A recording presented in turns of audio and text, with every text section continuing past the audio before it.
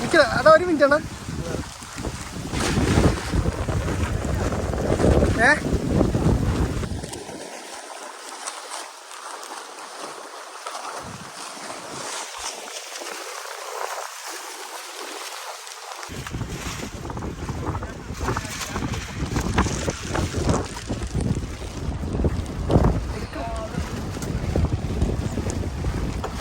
അങ്ങനെ ഞാൻ വീട്ടിൽ നിന്ന് ഇറങ്ങി നമ്മുടെ റോഡിൽ കൂടെ നീന്തി തുടങ്ങിയിട്ടുണ്ട് കേട്ടോ. നല്ല വെള്ളം കൂടുതലാണ്.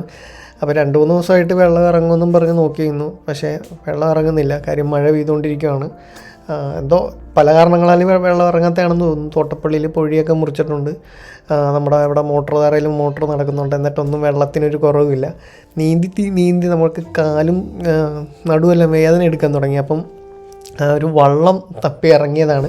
സന്തോഷണ്ണൻ്റെ ഒരു ഫ്രണ്ട് നമ്മുടെ പുറക്കാട് കിഴക്ക് തൈച്ചറയിൽ വള്ളം ഉണ്ടെന്ന് പറഞ്ഞു. അപ്പോൾ അവിടെ വിളിച്ചപ്പോഴത്തേക്കും വള്ളമുണ്ട്, ചെല്ലാനായിട്ട് പറഞ്ഞു കേട്ടോ. ഇതുപോലെ എനിക്ക് സെയിം സിറ്റുവേഷനിൽ ഇങ്ങനെ വീഡിയോ എടുത്തുകൊണ്ട് പോകുമ്പോഴത്തേക്കും തോന്നുന്നത് 2018 പ്രളയത്തിൻ്റെ സമയത്ത് എൻ്റെ നെഞ്ചൊപ്പം വെള്ളത്തിൽ ഞാൻ ഒറ്റയ്ക്ക് ഇതിൽ നീന്തിപ്പോയതാണ്. കാര്യം വെള്ളം വന്നപ്പോഴത്തേക്കും ഒന്നും എടുക്കാനൊന്നും പറ്റിയില്ല. പിറ്റേ ദിവസം രാവിലെ ഞാൻ നീന്തി വന്നാണ് വീട്ടിൽ നിന്ന് എൻ്റെ ഡ്രസ്സും കാര്യങ്ങളൊക്കെ എടുത്തുകൊണ്ട് പോയത്. സുൽഫത്തിത്താടെ ഷമീമിക്കാടെ വീടിൻ്റെ പടി വരെ വെള്ളം കയറാനായിട്ട് നിൽക്കുന്നു. നമ്മുടെ ഇവിടുത്തെ ഏറ്റവും പൊക്കത്തുള്ളൊരു പ്രദേശത്താണ് നമ്മുടെ അഞ്ജുവിൻ്റെയും സുൽഫത്തിത്താടെയൊക്കെ വീട് നിൽക്കുന്നത്. നമ്മുടെ സുജിത് ശാന്തിയുടെ വീട് ഒത്തിരി പൊങ്ങിയല്ലെങ്കിലും നമ്മുടെ വീടിനെക്കാട്ടിലൊക്കെ അത്യാവശ്യം പൊങ്ങി നിൽക്കുകയാണ് കേട്ടോ. എല്ലാവരുടെയും വീട്ടിൽ വെള്ളപ്പൊക്കം നല്ല രീതിയിൽ ബാധിച്ചിട്ടുണ്ട്. ആർക്കും പുറത്തിറങ്ങാൻ പറ്റാത്ത അവസ്ഥയാണ്. അച്ഛനൊക്കെ ആണെങ്കിൽ ഇപ്പോൾ ഉച്ചയ്ക്ക് വരാറില്ല, പുറത്തുനിന്നാണ് കഴിക്കുന്നത്. സന്തോഷനും പുറത്തുനിന്നാണ് കഴിക്കുന്നത്. ഞാനും ഉണ്ണിക്കുട്ടനും അനന്തും എല്ലാവരും പുറത്തുനിന്നാണ് കഴിക്കുന്നത്. കാര്യം വേറെ ഒന്നുമല്ല, നീന്താൻ വയ്യ, അതുകൊണ്ടാണ്. അപ്പോൾ അതിനെല്ലാം ഒരു പരിഹാരമായിട്ടാണ് നമ്മളിന്ന് വെള്ളം എടുക്കുന്നത്. അന്ന് കാണിച്ചതിനെക്കാട്ടിലൊക്കെ വെള്ളം നല്ല രീതിയിൽ കൂടിയിട്ടുണ്ട് കേട്ടോ. അപ്പോൾ ഇനി ഇവിടുന്ന് റോഡ് വരെ നീന്തി അവിടുന്ന് ബൈക്ക് എടുത്തിട്ട് സ്റ്റുഡിയോയുടെ വാതിക്കൽ കാറ് കിടപ്പുണ്ട്. അവിടുന്ന് കാറ് എടുത്തിട്ട് നമ്മുടെ ചന്ദ്രേണ്ണനുണ്ട്. ചന്ദ്രേണ്ണനാകുമ്പം വള്ളം ഊന്നി നല്ല പരിചയമുണ്ട്. അപ്പം അണ്ണനെയും കൂടെ കൊണ്ടുപോയി നമുക്ക് വള്ളം എടുത്തുകൊണ്ട് വരാൻ വേണ്ടിയാണ്. അപ്പം എനിക്കും അനന്തൂനും ഒറ്റയ്ക്ക് കൊണ്ടുവരാൻ പറ്റുന്നില്ല, കാര്യം നല്ല കാറ്റാണ്. അപ്പോൾ അവിടുന്ന് ചന്ദ്രേണ്ണൻ അവിടെ പോയി വിളിച്ചിട്ട് നേരെ ഇനി പുറക്കാടോട്ടാണ് പോകേണ്ടത്. ശരിക്കും പറഞ്ഞു കഴിഞ്ഞാൽ ആ വെള്ളം കയറി കിടക്കുന്നിടം തൊട്ട് കിഴക്കോട്ട് ഞങ്ങൾ കുറച്ച് വീട്ടുകാർ ഒറ്റപ്പെട്ടെന്ന് വേണം പറയാം. കാര്യം ഒന്നും ആരും വരുന്നില്ല, പാലില്ല, പത്രമില്ല, അങ്ങനെയുള്ള കാര്യങ്ങളൊന്നും വരുന്നില്ല, മീൻകാർ വരുന്നില്ല. എല്ലാത്തിനും നമ്മൾ തന്നെ നീന്തി ഇത്രയും തന്നെ പോകേണ്ടി വരും. പിന്നെ കൃഷി ഓഫീസറൊക്കെ ഇന്നലെ വന്നിട്ട് കരയ്ക്ക് നിന്ന് വെള്ളം നോക്കിയിട്ട് പോവുകയാണ് ചെയ്യുന്നത്. അല്ലാതെ നമ്മുടെയൊക്കെ ബുദ്ധിമുട്ട് എന്താണെന്നോ ഒന്നും അവരൊന്നും വന്ന് നേരിട്ട് കണ്ടിട്ടോ ഒന്നുമില്ലായിരുന്നു. അപ്പം ഞാൻ ബൈക്ക് ഇവിടെയാണ് വെച്ചത്. ഇന്നലെ ബൈക്ക് കരയിലാണ് വെച്ചത്. ഇപ്പം വന്നപ്പോഴത്തേക്കും ബൈക്ക് വെള്ളത്തിലാണ് ഇരിക്കുന്നത്. ഓക്കെ, അപ്പം സ്റ്റുഡിയോ നേരെ വണ്ടി എടുത്ത് ചന്ദ്രേണ്ണനെ വിളിക്കാനായിട്ട് പോവാണ്. ചന്ദ്രേണ്ണനാണ് അവിടെ വന്ന് നിന്നത് കേട്ടോ. അപ്പം ഞങ്ങളിപ്പോൾ കളിക്കുന്ന ഞങ്ങളുടെ ഗ്രൗണ്ടാണ്. ആ റൈറ്റ് സൈഡിൽ ആ കട്ടയടിക്കി വെച്ചേക്കുന്നത് നമ്മുടെ SNDP സമാജത്തിൻ്റെ ഗ്രൗണ്ടായിരുന്നു. അവിടെയാണ് ഞങ്ങൾ ക്രിക്കറ്റ് കളിച്ചുകൊണ്ടിരുന്നത്. ഈ വർഷമെന്നല്ല, അങ്ങനെ വലുതായിട്ട് ആ പറമ്പിലൊന്നും വെള്ളം കയറിയിട്ടില്ല. കണ്ടോ, ഇതാണ് ഞങ്ങൾ കളിച്ചുകൊണ്ടിരുന്ന ഗ്രൗണ്ട്. ഇവിടെയാണ് കളിച്ചുകൊണ്ടിരുന്നത്. ഇതെല്ലാം ഇപ്പം ലെവലായി. കണ്ട ഏതാ, തോടേതാ, ഗ്രൗണ്ട് ഏതാണെന്ന് അറിയാത്ത രീതിയിൽ വെള്ളം കയറിപ്പോയിട്ടുണ്ട് കേട്ടോ. കാണുമ്പോൾ തന്നെ ഭയങ്കര ഒരു ബുദ്ധിമുട്ട്. ഞാനെന്നാൽ വണ്ടി ഗ്രൗണ്ടിൻ്റെ അവിടെ ഇട്ട് വളയ്ക്കാമെന്നും പറഞ്ഞ് അങ്ങോട്ട് കൊണ്ടുപോയതാണ്. പക്ഷേ വണ്ടി ചിലപ്പം അവിടെ താന്നാലോ എന്ന് പേടിച്ചിട്ട് വന്ന വഴി തന്നെ റിവേഴ്സ് എടുത്തിട്ട് വളയ്ക്കാനായിട്ട് പോകണം കേട്ടോ. അപ്പോൾ എന്തായാലും ചന്ദ്രണ്ണനെ കയറ്റി ഞാനും അനന്തും ഉണ്ണിക്കുട്ടനുമായിട്ട് നേരെ ഇനി വള്ളം എടുക്കാനായിട്ട് പുറക്കാട് തൈച്ചറ പോവാണ്.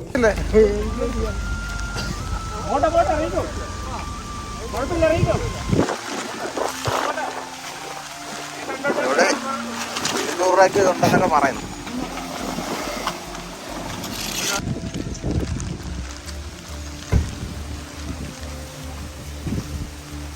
എടാ മാറ, വണ്ടി ഒതുക്കിടാ, വണ്ടി പോ. അപ്പോൾ ഇതാണ് കേട്ടോ നമ്മുടെ തൈച്ചറ. ഇവിടെ എത്തിയിട്ടുണ്ട്. ആ കാണുന്നത് കടത്തുവള്ളമാണ്. നമ്മുടെ തൈച്ചറയിൽ നിന്ന് അപ്പുറത്തെ ഗ്രാമമായ ഇല്ലിച്ചിറയിലേക്ക് നമ്മൾ കടത്തുവള്ളത്തിലാണ് പോകുന്നത്. പക്ഷെ നമ്മൾ പോകുന്നില്ല. അപ്പോൾ അങ്ങനെ ഞങ്ങൾ വള്ളം എടുക്കാനായിട്ട് ഇവിടുന്ന് നേരെ വടക്കോട്ട് ഒത്തിരി ദൂരം നടക്കാനുണ്ട്. ഏകദേശം ഒരു 1.5 കിലോമീറ്ററോളം നടക്കണമെന്ന് എനിക്ക് തോന്നുന്നുണ്ടായിരുന്നു. ഏകദേശ കിലോമീറ്ററാണ്. അപ്പോൾ ഇവിടെ ഒരു ബ്രോ ആണെങ്കിൽ വല വീശുന്നുണ്ടായിരുന്നു. ചെറിയ വയമ്പും മുരലും മാത്രമാണ് കിട്ടിയിട്ടുണ്ടായിരുന്നത് കേട്ടോ.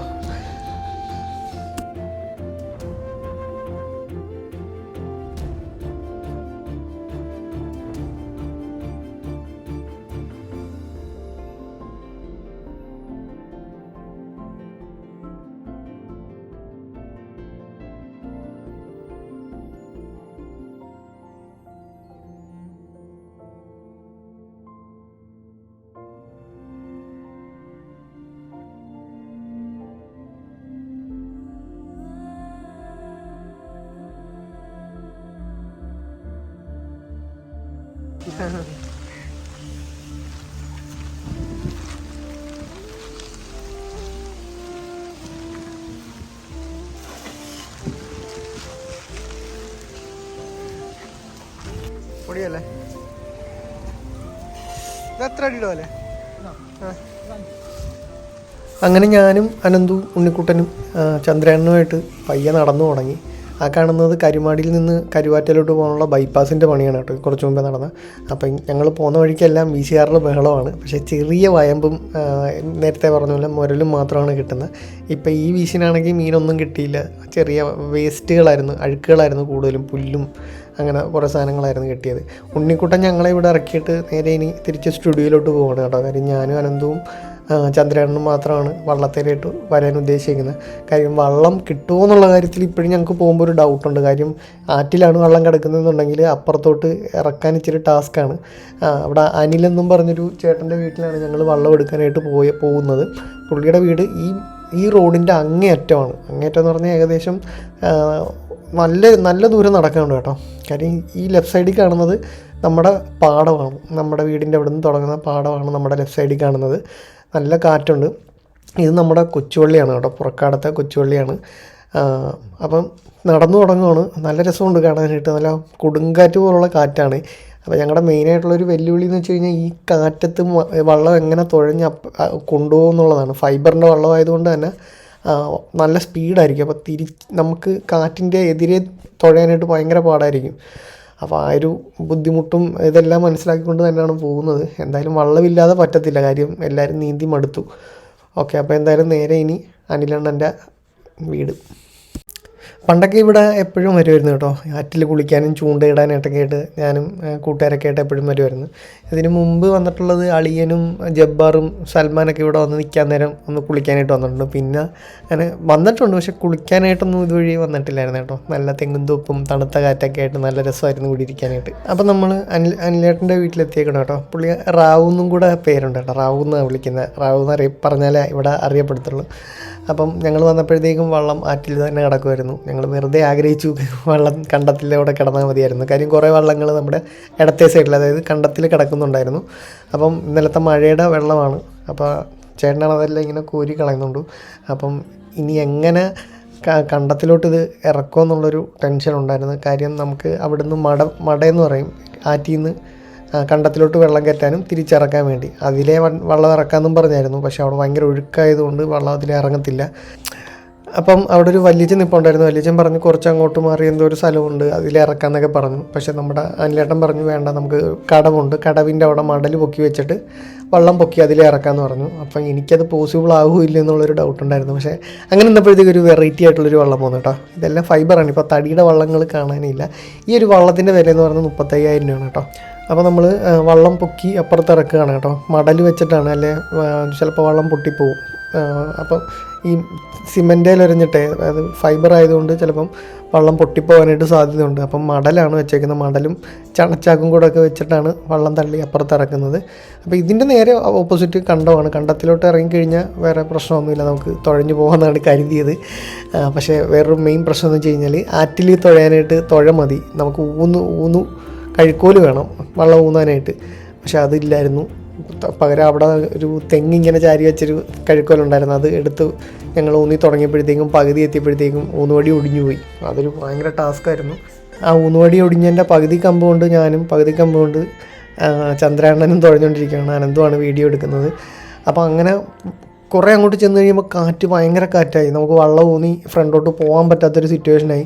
അപ്പോൾ ഞാൻ പറഞ്ഞ് ഇടത്തെ സൈഡിലൊരു ചിറയുണ്ട്, ആ ചിറയിൽ കൂടെ വള്ളം തള്ളി, അതായത് നമുക്ക് നടക്കാൻ പറ്റും, നീന്തണ്ട, നടന്ന് വള്ളം വലിച്ചുകൊണ്ട് നമുക്ക് റോഡിൽ കൂടെ ചന്ദ്രണ്ണൻ്റെ ഞങ്ങളുടെ, അതായത് നേരത്തെ മറ്റേ പ്ലേ ഗ്രൗണ്ട് കാണിച്ചില്ലേ ഞങ്ങളുടെ, അത് അവിടെ കൊണ്ടുപോകാം. എന്നിട്ട് അവിടെ നിന്ന് നമുക്കൊരു കഴുക്കോല് സംഘടിപ്പിച്ചിട്ട് നമുക്ക് വീട്ടിലോട്ട് പോകാമെന്ന് പറഞ്ഞു. അപ്പോൾ അങ്ങനെ ഞങ്ങൾ ആ ഒരു മറ്റേ തെങ്ങും തോപ്പ് ബണ്ട് തപ്പി പോവാണ് കേട്ടോ. ബണ്ടെന്ന് പറഞ്ഞാൽ കരയെന്നാണ് കേട്ടോ. അപ്പോൾ അത് തപ്പി പോവാണ്. അപ്പോൾ അങ്ങോട്ട് ഭയങ്കര കാറ്റെന്ന് പറഞ്ഞാൽ അങ്ങോട്ട് നമ്മൾ വിചാരിച്ച ദിശയിലോട്ടൊന്നും വള്ളം പോകുന്നില്ല. കാര്യം മെയിനായിട്ടുള്ള പ്രശ്നമൊന്നും കണ്ടോ, കഴുക്കോല്, ചെറിയ കഴുക്കോലാണ്. ചന്ദ്രണ്ണൻ പറയുന്നത് വലിയ കഴുക്കോലാണെങ്കിൽ കുഴപ്പമില്ല, ഈ കാറ്റാണെങ്കിലും നമുക്ക് എങ്ങനെയും ഊന്നി അങ്ങ് പോകാമെന്നായിരുന്നു പറഞ്ഞത്. പക്ഷേ ഇത് കാറ്റായതുകൊണ്ട് വല്ലച്ചാതിലും ഞങ്ങൾ ആ തെങ്ങും തോപ്പ് അത് ആ തെങ്ങിൻ തോപ്പിലോട്ട് വെള്ളം അടുപ്പിക്കാനായിട്ട് പോകണം കേട്ടോ. ആ സമയത്ത് അനന്തു വള്ളത്തെ കുറച്ച് വെള്ളം കിടപ്പുണ്ടായിരുന്നു, അത് കോരി കളയുമായിരുന്നു.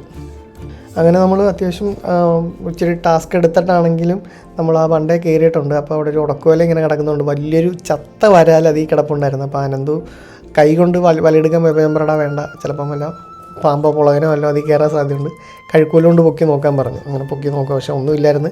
3-4 ചത്ത മീൻ കിടപ്പുണ്ടായിരുന്നു. അങ്ങനെ ഞങ്ങൾ വള്ളം അവിടെ സൈഡാക്കിയിട്ട് ആ വണ്ടേ കൂടെ ഞാൻ വലിച്ചുകൊണ്ട് പോവാണ് കേട്ടോ. എനിക്ക് അതാ ഒരു മിനിറ്റാണ്.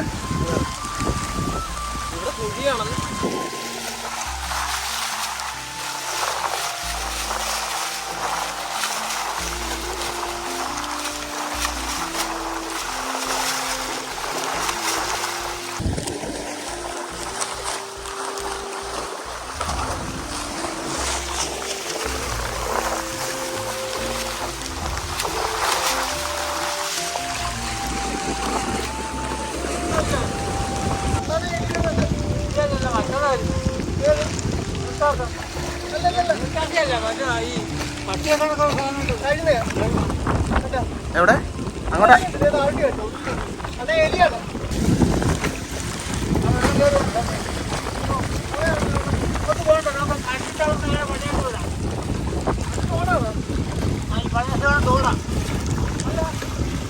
അങ്ങനെ നടന്ന് നമ്മൾ ഇപ്പം നേരെ ഒരു റോഡിലോട്ട് കയറിയേക്കുവാണ്. കാര്യം നമ്മുടെ ഹൈവേന്ന് കിഴക്കോട്ട് പോകാനായിട്ടുള്ളൊരു റോഡാണ്. ഇതിലേ നടന്ന് നമുക്ക് ഹൈവേ വരെ വേണം ചെല്ലാൻ, പക്ഷെ നമുക്ക് ഹൈവേ വഴി വള്ളം കൊണ്ടുപോകാൻ പറ്റത്തില്ലല്ലോ. ഇനി നമ്മളെന്തായാലും തുഴഞ്ഞ് നേരെ ഇനി വീട്ടിലോട്ട് പോകാൻ പോകണം കേട്ടോ.